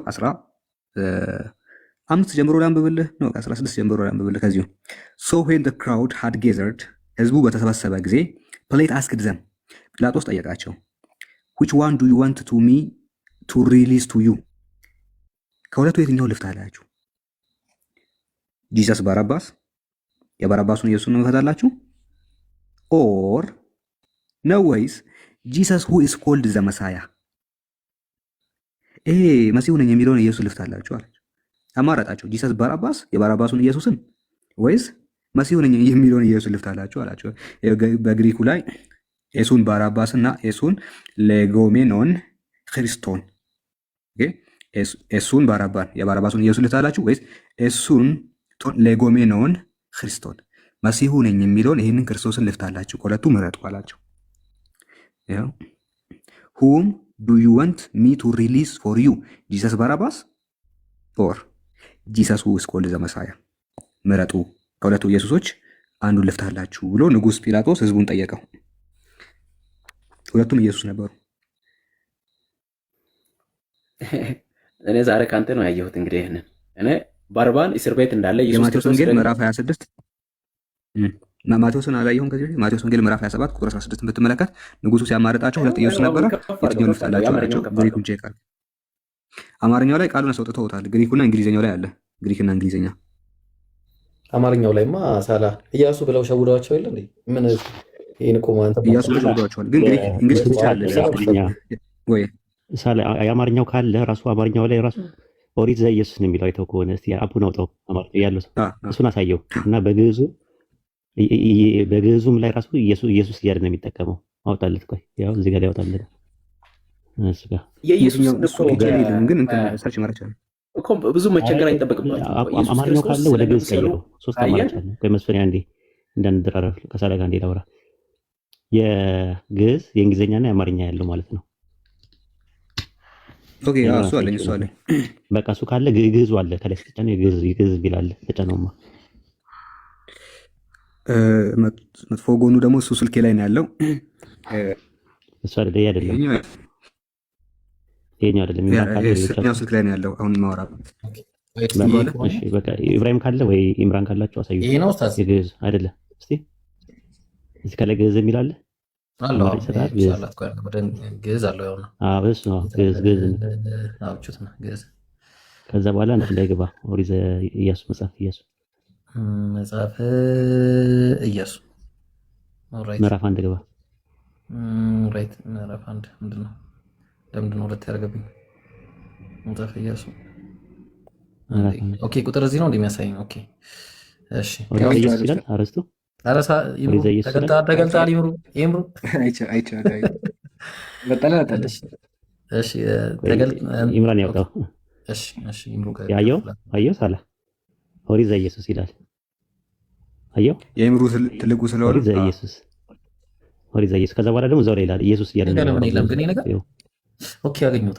አዎ ዝቅ ሳረገው አገኘሁት። ኢየሱስ የሚለውን አስምርበት ኢምራን። አይከስር ኢየሱስ ወልደ ነው የሚለው እሱ ላይ እዛው አየው ኢየሱስ ወልደ ነው ሲሸውዱ ነው አማርኛ ላይ ኢያሱ ብለው ያስቀመጡት እንጂ በዕብራይስጡ ራሱ ያሸዋ ነው፣ ተመሳሳይ ነው። ግሪክ ሰብጀንት ራሱ ገብተህ ብታየው ኢየሱስ ነው የሚለው ልክ ማቴዎስ 1:21 እና ሉቃስ 1:31 ላይ እንዳለው ማለት ነው። ቀጥሉ መስል ምን ትላለህ? የብሉይ ኪዳኑ መጽሐፍ ኢየሱስ ወልደ ነው የሚለው ነው እንዴ? እኮ እኔ ይሄንን ክጃለሁ እንዴ? እኔ እኮ ኢየሱስን መመሳሰል በደንብ አድርገህ ላረጋግጣላችሁ አስፈላጊ ከሆነ አስቆሮንቱ ይሁዳ እኮ እኛ የምንለው ይሄንን ነው። የኢየሱስ ስም እኔ የሚስመው ቆይ የፍጡር ስም ነው። እኔ ስም አሳያችኋለሁ ያለው እኮ ስለሚመስላቸው ነው፣ ስለሚመሳሰሉ ነው። ሁለተኛ ጴጥሮስ በዛ ያቺ ገረድ ሴት ይሄም ኢየሱስን ይመስላል ወይም ደግሞ ይመስላል። ምንም ብርቅ እኮ አይደለም። ሰው ሆኖ እኛ አምላክነቱን ይዞ ተገለጠ አይደለም። ነገር ግን ስሙ አንደኛ ጥሩ ነው ማመነ አንድ ጊዜ መስፈን ማመን ጥሩ ነው።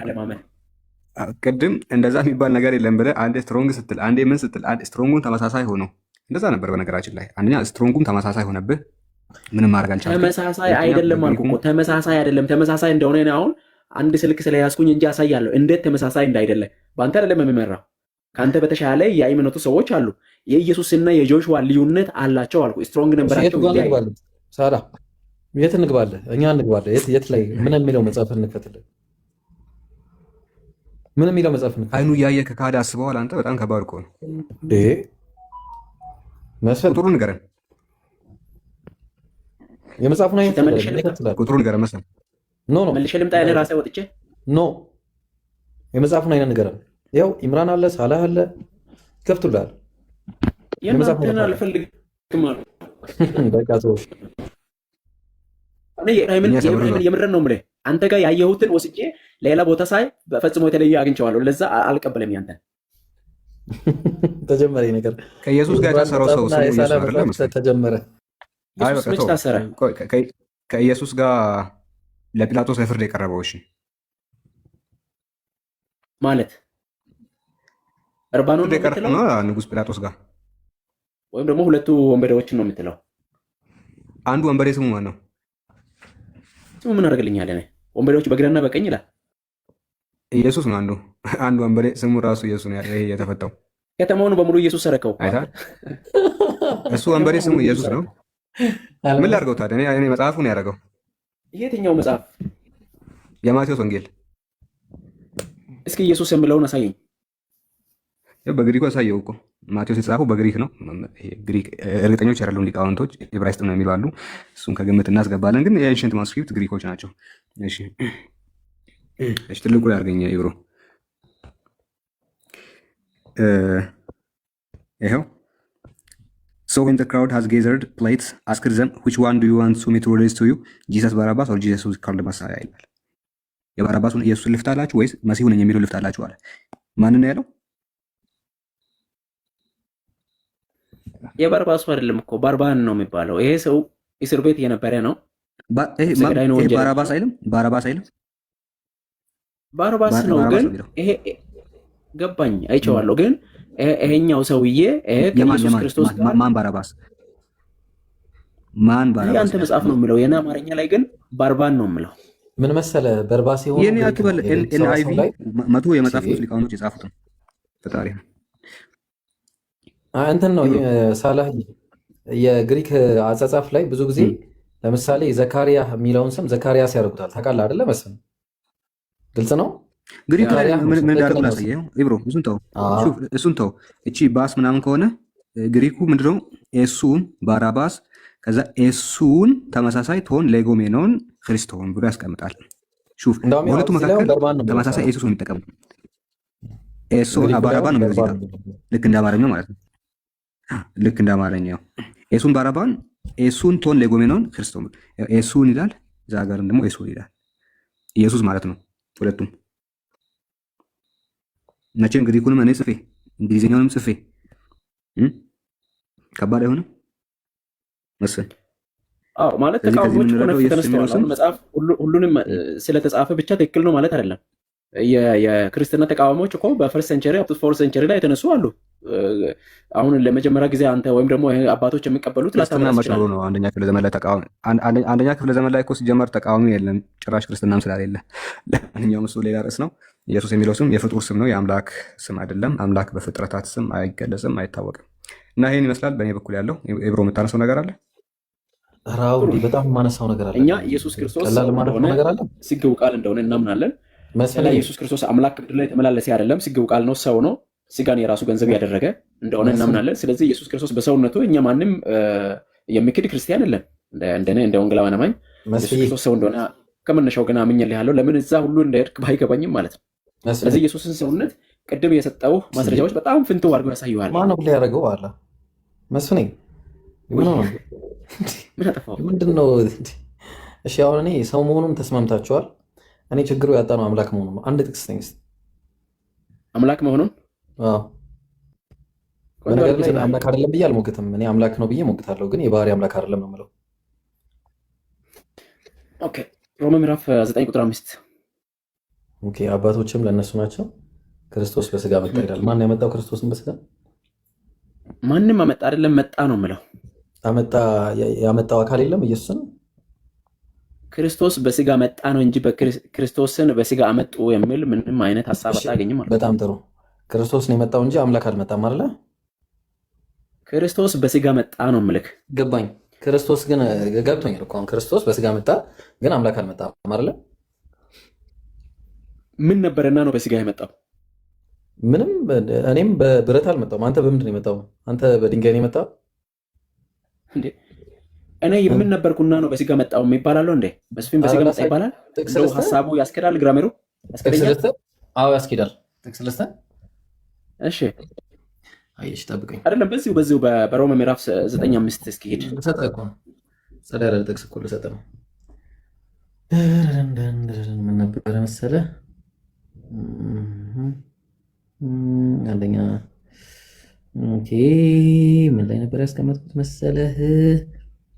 ስድስት ያሉ ጥሩ ጥቅሶች አሉ። ተው እንጂ 3 ነው። ራይት እሺ እኔ እስከማውቀው ድረስ እኔ አንተም ብትሆን እኔም ብንሆን በድንጋይ አልመጣንም። የመጣነው ሁለታችንም በእንትን የመጣነው በስጋን የመጣነው እና ምን አለ መሰለህ እንግዲህ እንደምታውቀው አንደኛ ጴጥሮስ ምዕራፍ 4 ቁጥር 4 ላይ ክርስቶስን በስጋ ስለኛ መከራን ስለተቀበለ ከእንግዲህ ወዲህ በስጋ ልትኖሩ በምን ልትኖሯል? እሱ ራሱ እንዴት እንደሚይዝህ ታውቃለህ። ግን እስኪ በደንብ ወላሂ ያዘኝ ችግር የለውም። በስጋ እሱን እኮ አየነው። ክርስቶስን በስጋ ስለኛ መከራን ስለተቀበለ ጥሩ። አሁን እኮ አየነው። እንደውም ደብል ስታንዳርድ አንተ ላይ ነው የሚጠመጠመው ባቡ፣ እኔ ላይ አይደለም። ደስ ይላል። ክርስቶስ በስጋ ስለ እኛ መከራን ከተቀበለ አለ ከእንግዲህ ወዲህ በስጋ በምን መቀበል ነበረበት? ቆይ በስጋ አንድ ጊዜ በመንፈስ አይደለም የተቀበለው፣ በመንፈስ አይደለም በስጋ ነው። በቃ ሌላ ነገር የለውም። መንፈስ አለው የሰው ልጅ፣ ስጋም አለው። ምንም አዲስ ነገር የለውም። እሺ ሌላ ታሪክ ውስጥ እንዳገባ። ስለዚህ እሱ በስጋ ከተቀበለ ከእንግዲህ ወዲህ በስጋ ልትኖሩ። በምንድን ነበር እነሱ የሚኖሩት ከዚህ በፊት?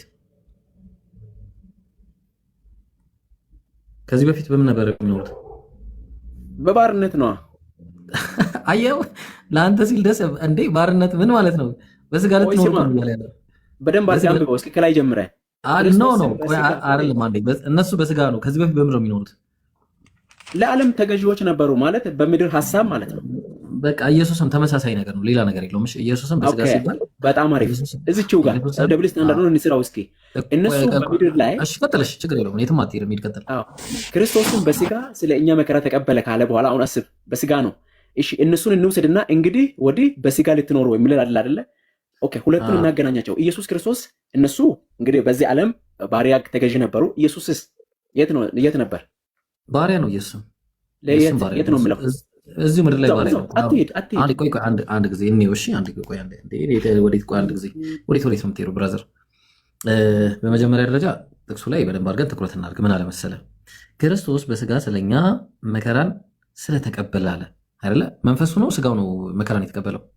በስጋ ነው መከራ የምትለው አሁን በደንብ አድርገህ ሰዎች እዚህ ጋር እንግዲህ ይኸው በስጋ ትክክል። በመንፈሱ መከራ ተቀብሏል። በስጋው ነው ምለው። መንፈሱ መከራ ተቀብሏል ወይ? በስጋው ነው ምለው። አልጠየቅኩም። መንፈሱ መከራ ተቀብሏል ወይ? መንፈስ እንዴት መከራ ይተቀበላል? መንፈስ መከራ ተቀብሏል። በስጋ ማለት ምን ማለት ነው? በሰውነት ማለት ነው። ታዲያስ በሰውነት ቆይ በጣም ጥሩ። እንደዛ ከሆነ ሰውነት የሚባለው ነገር ሁለንተናችሁ ምን ብሎ ነው ያስቀመጠው ባይብሉ ሲናገር? እንደ ሁለንተናችሁን ቀድሶ የሚለውን ሐሳብ ልታመጣ ነው? አዎ ላመጣልህ ነው። ጎል ልገባ ነው። ሺህ ቦታ ትዝለላ። ኧረ በለ እንደ ቀላል ዘላለው ሺህ ቦታ ቀላል ዘላለው አንዳንድ ቃል እየወሰድክ ምናምን ሺህ ቦታ ቀላል ዘላለው መሰለህ። ሁለንተና ማለት የሰው ልጅ ሁለንተና ስንት ነገር ያካትታል? ስጋ ብቻ ነው? የሰው ልጅ ሁለንተና ነው። ሁለንተናቸውን የሚለው እያንዳንዱ ስጋ ነው። ስንት ነገር ያካትታል? ስጋ ብቻ ነው? ስንት ነገር ያካትታል? ይኸውልህ ይሄ ኢየሱስ ስንት ነገር ያካትታል? ሰው ነው አይደለ? ስንት ነገር ያካትታል? ቆይ የኢየሱስ ክርስቶስ እዚህ ጋር ስማ፣ ስንት ነገር ያካትታል?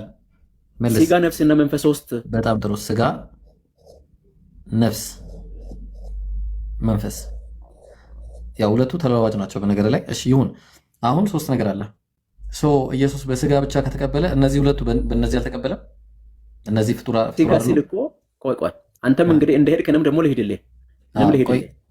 ምን ማለት ነው ስጋ ማለት? በጣም ጥሩ። እዚህ ቦታ ጋር ክርስቶስ ስም በስጋ ስል ቃልም ስጋ ሆነ ስል ምን ሆነ ማለት እዚህ ጋር መጀመሪያ በስጋ ሲባል ስጋ የሚባለው ነገር ነፍስንና መንፈስን አያካትትም? ሁለንተና ሰው የሚባለውን አያካትትም ወይስ ኢየሱስ ሙሉ ሰው አይደለም? ሙሉ ሰው አይደለም። ኢየሱስ አንተ ራስህ ቅርቃር ውስጥ ራስህን እያስገባህ ነው። ኢየሱስ ሙሉ ሰው ነው አይደለም? ፍጹም ሰው ነው። ሙሉ ሰው ነው እንጂ ሙሉ ሰው ከሆነ ይሄን አያካትትም? ኢየሱስ ያካትታል እንጂ ሲጀመር ስጋ መከራ የተቀበለው ይሄ ብቻ ነው ወይስ ይሄም ተቀብሏል? ሰው የተባለ እኮ ነው። አሁን ስጋ ማለት ሰው ማለት ነው። ዮሐንስ ወንጌል እንደዛ በለኛ ጀግና። በቃ አሁን መጣ ፖይንቴ ላይ ሰው ማለት ነው አለኝ። አያችሁ፣ ይሄን እንድትለኝ ነበር የፈለኩት እኔም። ቅርቃር የገባው አሁን ነው አንተ ቅርቃር የገባው።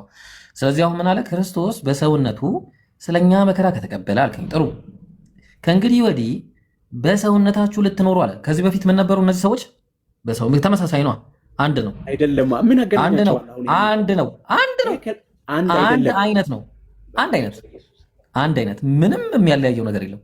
በደንብ አድርጎ ይለያያል። እሺ እነዚህ ሰዎች ስጋቸው ምንድን ነው? ኦኬ ይሄንን በደንብ አድርገህ ሰዎች እንዲረዱ ከላይ ስጋቸው ምንድን ነው? የሰዎቹ ስጋ ምንድን ነው? አትፍጠን። ገብቶኛል። ስጋቸው ምንድን ነው? እሱን ተወውና ከላይ ያለውና ከዚህ እንግዲህ ወዲህ በስጋ ማለት የስጋን ፈቃድ ማለት ነው። ገባኝ። የስጋ ፈቃድ ማለት ምን ማለት ነው? ሰውነት ነው አይደለ? እንደ የስጋ ፈቃድ ማለት የምድር የዓለም ማለት ነው። የዚህ ዓለም የኢየሱስም እንደዛ ነው። በቃ ደብል ነው ያመጣው። ሰውነት ነው ላይ ያለው የኢየሱስ ደብል ስታንዳርድ መከራን የተቀበለው እኮ። ስለዚህ ይሄም እንደዛ ነው ማለት ነው። አይደለም በተግባር በቃ ይሄም እንደዛ ነው። ይሄም ይኸው ምን አለ አይደለም፣ አይገናኝም። በእናትህ ኢብራሂም ስጋ የሚለው ቦታ ባየህ ቁጥር ዝም ብለህ ታገናኛለህ። አንድ በደንብ አድርጌ ነው የማገናኘው። ክርስቶስም በስጋ ስለኛ መከራን ስለተቀበለ ከእንግዲህ ወዲህ በስጋ ልትኖሩ የቀረባችሁ ዘመን እንደ እግዚአብሔር ፍቃድ እንጂ እንደ ሰው ምኞት አይልም። ጽሑፉን ራሱ በስርዓት አንብብ። ከእንግዲህ ወዲህ በስጋ ልትኖሩ በቀረላችሁ ዘመን ነው የምለው እና እኔ ምን አልኩኝ? አይደል? አሁን ምን አልኩኝ? ለመኖር ነው። ምን ብዬ ነው ያነበብኩት? ማለት ምን ብዬ ነው ያነበብኩት? በቀረባችሁ ነው ያልከው። ምን አላነበብኩም? ይሄንን በቀረባችሁ ዘመን ነው አልከው እባክህ።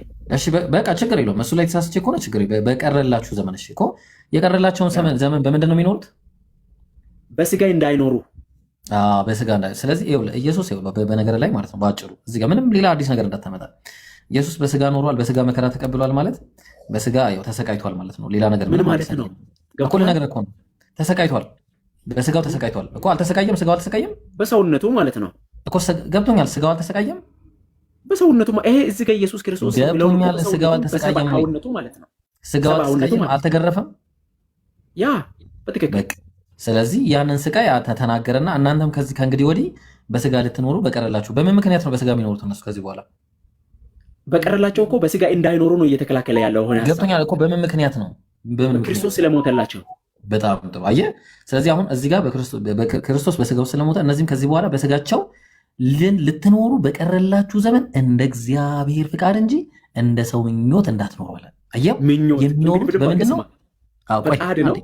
በስጋ ልትኖሩ አለ። አየህ ይሄ በስጋ መኖር ማለት ምንም ከዚህ ጋር የሚለየው ነገር በቃ በሰውነታቸው ሲኖሩ ከዚህ በኋላ የስጋ ፍቃድን እንዳያደርጉ ነው የሚናገረው። ግልጽ ነው። የስጋ ፍቃድ ምንድን ነው? እስኪ ጥቀስልኛል። የስጋ ፍቃድ ምኞት፣ የሰው ምኞት፣ መጥፎ ምኞት ማለት ነው። ኦኬ በጣም ጥሩ። ስለዚህ ክርስቶስ በስጋ እንዴት ነው የሞተው እኮ? እሱን ነው እኮ ልነግርህ እኮ ነው። አንዴ የሰው ደግሞ መጥፎ ምኞት፣ ቆይ አንድ ጊዜ በስጋቸው ብቻ አይደለም የሚኖሩት። ገብቶሃል? ግልጽ ነው።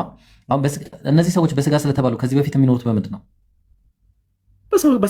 በስጋ እየኖሩ ነበር እኮ ማለት በምድራዊ ከእንግዲህ ወዲህ ለምን አለ? ከእንግዲህ ወዲህ ማለት አሁን ኢየሱስ ማለት ነው። ኢየሱስ ጨርሶታል ኦልሬዲ በሰውነቱ እኮ ገባኝ። ጨረሰው። ከእንግዲህ ወዲህ ሲል ከዚህ በፊት በምንድን ነው የሚኖሩት? ከዚህ በፊት በስጋ ነበር ሲኖሩ ነበሩት ሲል ዓለማዊ ምኞት ይኖሩ ነበር ማለት ነው። ገባኝ። ስለዚህ ዓለማዊ ምኞት አሁን ዓለማዊ ምኞት በክርስቶስ ኢየሱስ ተሸንፏል። ገብቶኛል እኮ። ከዚህ በፊት በስጋ ግን አይኖሩም ነበረ። ሊትራሊ በስጋማ ይኖሩ ነበረ። እና ለምንድን ነው ከእንግዲህ ወዲህ በስጋ ልትኖሩ በቀረላችሁ ጊዜ ለምን? አሁን እኮ ይሄ የኢየሱስ ሰውነት በቃ እኮ የክርስቲያኑ መረዳትን ላስረዳ። ምንም መረዳት አለ። እዚህ ፊት ለፊት ነው የምናየው። ፊት ለፊት ያለውን ነው የምናየው። ቁጭ ያለውን እዚህ ጋር ያለውን ላስረዳ። አልገባህም? አንድ ማስረጃ ቆይ፣ በቃ አንድ ማስረጃ አንድ ነጥብ ትላለህ። ሁለተኛ ደግሞ ልስጥህ ሌላ ማለት ነው። አንተ ነው የምጥለው እንግዲህ የምትለው እንጂ ምንም መጣል። ዕብራውያን ምዕራፍ 2 ቁጥር 15 እንግዲህ ልጆች በስጋና በደም ስለሚካፈሉ አለ። ተግባባን። እርሱ ደግሞ በሞት ላይ ስልጣን ያለው በሞትም እንዲሽር አለ። ይህም ዲያብሎስ አለ። ይህም ዲያብሎስ ነው። በሕይወታችሁ ሁሉ ስለሞተ ፍርሃት በባርነት ይታሰር ዘንድ ማነው ይታሰሩ ስለሞት ፍርሃት ነው። ስለሞት አይደለም፣ ስለሞት ፍርሃት። እሺ ጥሩ በቃ ነፃ እንዲያወጣ በስጋ በደም እንዲሁ ተካፈለ ይላል። ማን የተካፈለው? ተካፈለ። ማን የተካፈለው? ነው በኢየሱስ። ቆይ ላሳያለሁ። ያለው ልብ በልጭ። ቆይ ማን የተካፈለው? ክርስቶስ ነው። እሺ በጣም ጥሩ። እዚህ ጋርስ እንግዲህ ልጆች በስጋና በደም ስለሚካፈሉ አለ። እነዚህስ ማናቸው የተካፈሉት? ይሄ እኮ ሰውነት ነው የምናገረው። ማን የተካፈለው? ማን የተካፈለው? ይሄን ቆይ ስጋና ደም ማን የተካፈለው? ንገረኝ መጀመሪያ ማን የተካፈለው? ሰው ማለት እኮ ነው። ሰዎች ናቸው ነው። ገብቶኛል እኮ ማን የተካፈለው? ይሄንን ኢየሱስ ነው። ምን ነበሩ መጀመሪያ? ሰዎች ናቸው እያለ እኮ ነው። ምን ነበሩ መጀመሪያ ከመካፈላቸው በፊት ምን አይነት ጉድ ነው? ከመካፈላቸው በፊት ምን ነበሩ? እኔ በደንብ አድርጎ ለእኔ እንዴት አይነት ግልጽ ከመካፈላቸው በፊት ምን ነበሩ? ሰዎች ናቸው። ሰዎች ማለት ደግሞ ከመካፈላቸው በፊት ምን ነበሩ? ሰዎች ናቸው። ገብቶኛል። ከመካፈላቸው በፊት ሰው ናቸው። በጣም ጥሩ። እንግዲያውስ ኢየሱስም ከመካፈሉ በፊትም ሰው ነበር። አመሰግናለሁ። አየህ፣ ይህንን ነው የምልህ። አሁን ሌላ ጥቅስ አምጣ። ይሄ አላስኬደም ብራዘር። ጥቅስ ፈልግ። ሌላ ምን ላምጣልህ? ደህና ጥቅስ ካለ አምጣ። ይሄ አላስኬደም። ወድቃል ብራዘር። አንተ እኮ ነው የምጥለኝ እንጂ ምንም ምን አልጣለኝ። መረጃ የለም። ምንም መረጃ ይኸው የክርስቶስን አምላክነት አይደለ? ምንም መረጃ የለም። ሮሜ ምዕራፍ 9 ቁጥር 5 ነው መጣውልህ እኮ ሮሜ 9:5 ላይ አሁን ያመጣኸው ጥቅስ ላይ እሱ እሺ እንዳል ልገላግለ ሮሜ 9:5 ደግሞ እሺ በቃ አምጣው። እሺ 9:5 በቃ ሁለተኛ እንዳታነሳው ነው ማድረግ። እሱንም ቴንክ ዩ ያ ሮሜ 9:5 ይኸውልህ ምን ይላል መሰለ? ቱ ዘም ቢሎንግ ዘ ፓትሪያርክስ አለ። ከዛ ቱ ዘም ቢሎንግ ዘ ፓትሪያርክስ ማለት ያው አባቶች ለነሱ ናቸው። ኤንድ ኦፍ ዜር ሬስ አኮርዲንግ ቱ ዘ ፍሌሽ ኢዝ ዘ ክራይስት አለ። ያው ክርስቶስ በስጋ መጣ። ከዛስ ምን አለ? ይሄ ምንድነው? ይሄ ምንድነው ነጥቡ? እዚህ ጋር የሚታየህ እሱን መጽሐፍ አንተ አሁን ያስከው መጽሐፍ ምን ማለት ነው? ያስከው መጽሐፍ እና አልቀበለውም አላውቅም። አትቀበለውም። አዎ ግሪኩ ላይ ደግሞ ሲሄድ ደግሞ ልክ እንትን ብለህ ግሪኩን ተወው። ሃርድ ኮፒ እኔ ትልቅ አድርገኛል። ካታ ሳርካ አያችሁት? ይክዳል እንዳለ መጽሐፍን ነው ማስክድ። አየህ ካታ ሳርካ ነጥብ ምን ታስከደኛለህ? አለቀ። እኔ ትልቅ አድርገኛል። አየው በቃ ከዚህ በኋላ እንዳታነሳ፣ ከዚህ በኋላ እንዳታነሳ። ይኸው አለቀ። ሁለቱም አራት ነጥብ ተዘጋ። ትልቅ አድርገኝ፣ ትልቅ አድርገኝ። አላረገም፣ ትልቅ አላረገም። አሁን እንምጣ፣ እንዴት እንደምመልስልህ ያንተ ላይ ደግሞ እንምጣ። አንዴ ያንተ ላይ እንመጣለን። አሁን እኔ ግሪኩን አሳየው፣ ግን ያንተ አማርኛን ደግሞ ላሳየህ። ያንተ አማርኛን ደግሞ ላሳየህ። እሺ አሁን የተዘጋ ፋይል ነው፣ ግን ላሳየህ። ግድ የለም እኔ ለአንተ ስለማዝን እንዲሁ ላሳየህ ዝም ብዬ። ብቻዬን አወራህ እኮ አሁን ከነጋር ተወያየው ልትለኝ ነው? ይኸው ሮሜ ላይ ላሳየህ ነው። ሮሜ 9:5 ይኸው አብራራና ጠይቃለሁ። በልቀጥል ይኸው አብራራ፣ እድሉን ሰጥቻለሁ። አብራራ ጠይቃለሁ። እሺ ቀጥል። እኔ ለምን ራስ አልከፍትም? አንተ ለምን ትከፍትልኛለህ? እኔን ትልቅ ብታርገኝ ይኸው ክፍት ነው። እኔ ትልቅ ብቻ አርገኝ፣ ትልቅ ብቻ። እሺ ያው ላድርግ። እሺ ግድ የለም እኔ እኮ እንዳንተ አይደለም። ያው አርግ፣ ቀጥል። ቴንክ ዩ ወንድሜ፣ ቴንክ ዩ ብራ። በቃ አንተ ማለት ወንድም ኦሪገን ምን ብሎ ነው? ኦሪገን ኦፍ አሌክሳንድሪያ ምን ብሎ እኔ ቸርች ፋዘርስ ምናምን እንዳታመጣ፣ እኔ አልቀበላቸውም። አታምጣ። ቸርች ፋዘርስ አንተ ስላልተቀበልከ ነው። ተቀብየስ አማኙ ሰውዬ ከተቀበልኩትስ ሰው ነው፣ ተራ ሰው ነው። እሱ ማንም ሰው አልቀበልም። መላእክት ነው እንደመጻፈ ጻፈው ሰው አልቀበልም። እኔ ፌስ ነው ማለት እሱ ቢመጣ ራሱ ጠይቀዋለሁ። አልቀበልም።